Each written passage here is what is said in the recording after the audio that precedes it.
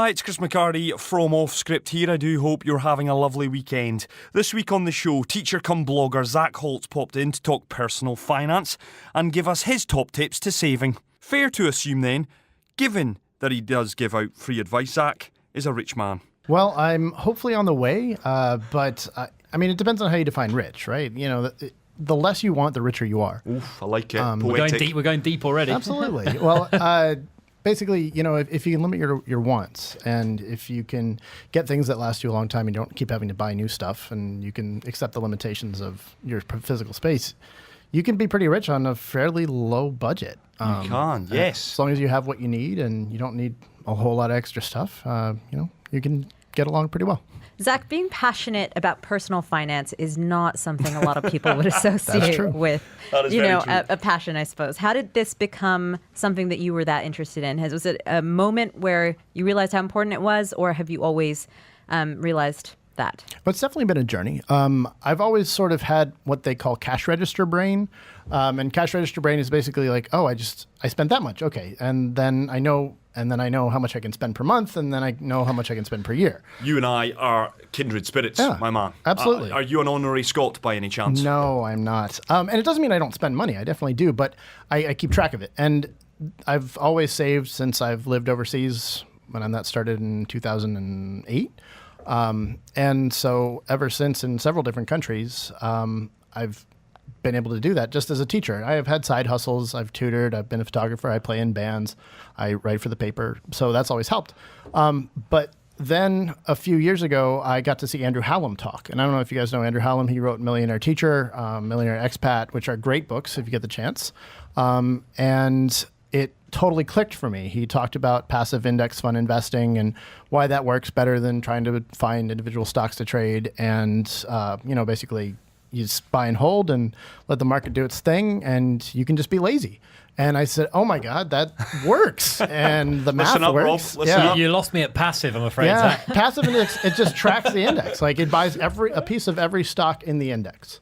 So if the stock market goes up, your shares gain money. Okay. But you don't have to think, okay, well, what's going to happen? Is IBM going to go down this month? Is Tesla going to go up? You don't know. Nobody knows.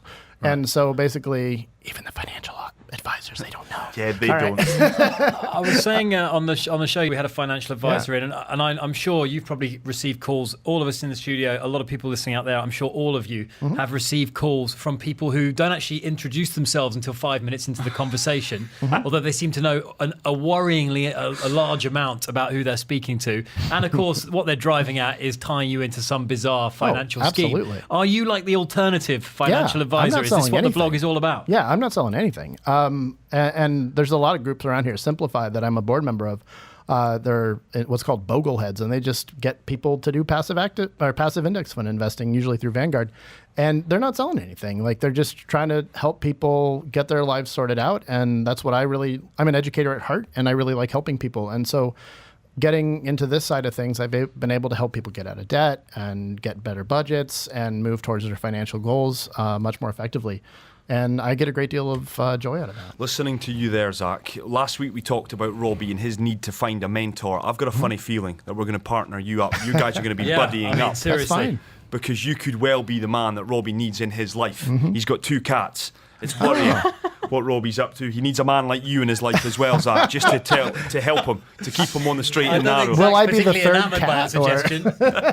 Zach, trust me. Way to sell me, Chris. I like how you bring up the cats even when it's completely irrelevant. Robbie and the cats come hand in hand no matter what. As our regular listeners will know, Zach, what is your best ever purchase? Mine is my television, half price, Ramadan deal. I get so much love and joy out of that television. Sonos is a ceramic jug that our brother made when he was 10. AC Milan, love that it's got a sporting connotation. Robbie Greenfields is his 2 cats. Enough said. For you, Zach? I'd have to say assets in general, but index funds in particular, because you can spend money on things that make you money, which I think is fantastic. We're a bunch of romantics. Absolutely. Asset funds, cats, TVs, and a mug. Yeah.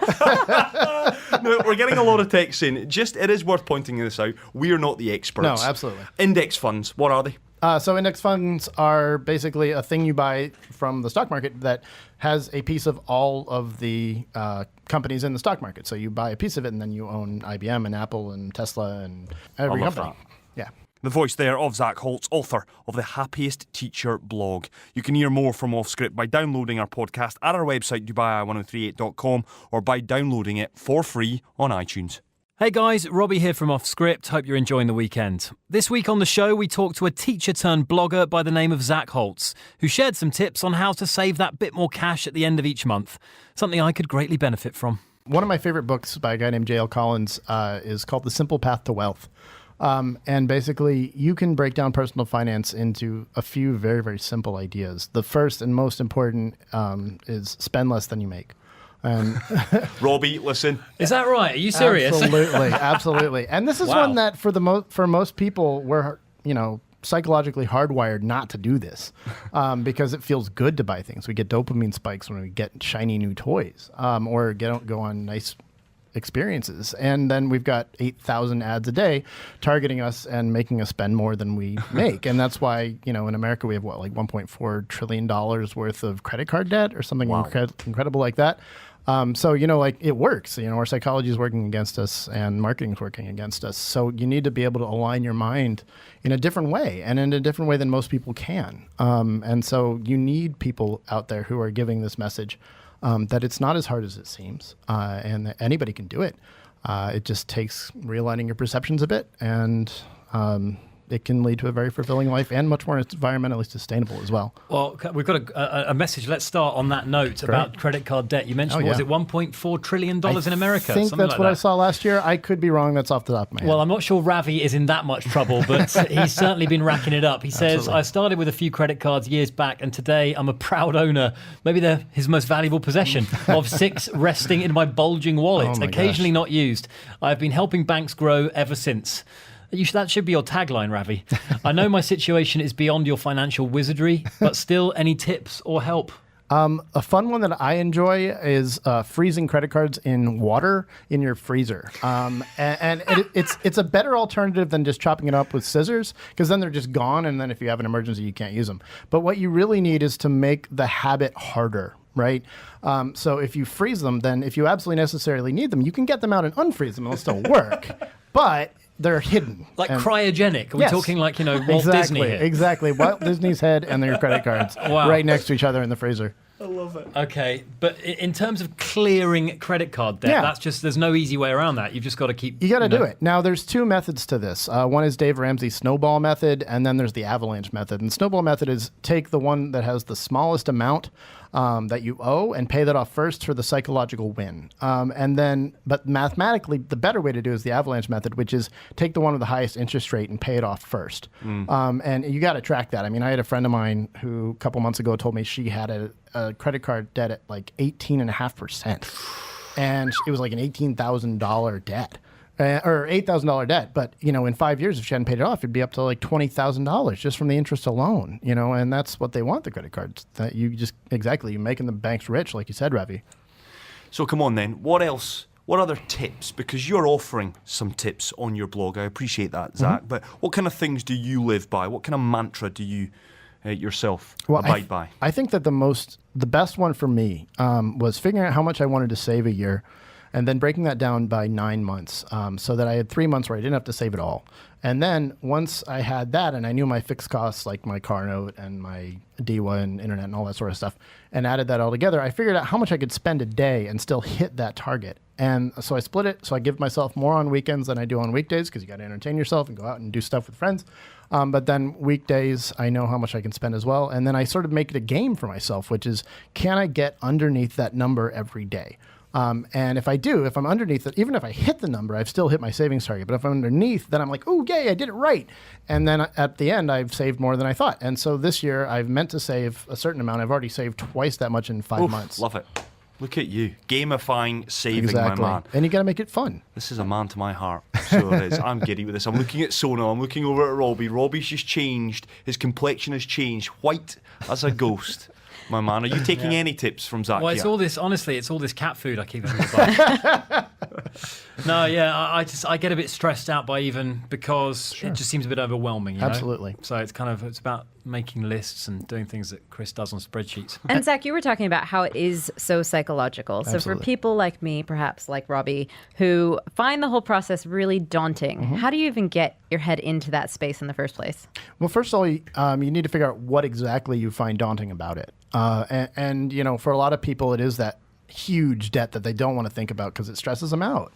And that's totally valid. It's sometimes really hard to dig yourself out of debt. It can take years of concerted effort. There are no shortcuts. But if you're daunted by it, start with blogs. Blogs are the easiest way to find somebody that speaks to you, and it's free, which is great if you're trying to save money. You don't have to go and pay $1,000 to somebody to take a course or read a bunch of books or anything like that. Blog posts take 5 minutes to read, or just talk to somebody. Like I said before, Simplify here in Dubai does a great job of providing resources for people for free, and they help get people out of debt. They help them learn how to invest, and it can be a lot easier than you think it is. Start with my blog. That's always a good place. I'll plug myself there a little bit. I was going to go right there, thehappiestteacher.com. Do you have people read? Well, of course you've got people reading it. Do you have people reaching out to you, Absolutely. seeking some of your advice? Yeah, every week I get somebody that's got a question about something or other. And through the National, who I write for every other Friday, you can see my articles there as well. And people reach out to me from that as well. And, I'm happy to do it. I'm happy to help. Like I said, I'm a teacher at heart. I like making people's lives better, and if I can, I'm really, it makes me joyful. The voice there of Zach Holtz. For more from Off Script, find us on iTunes free of charge on our website, Dubai1038.com.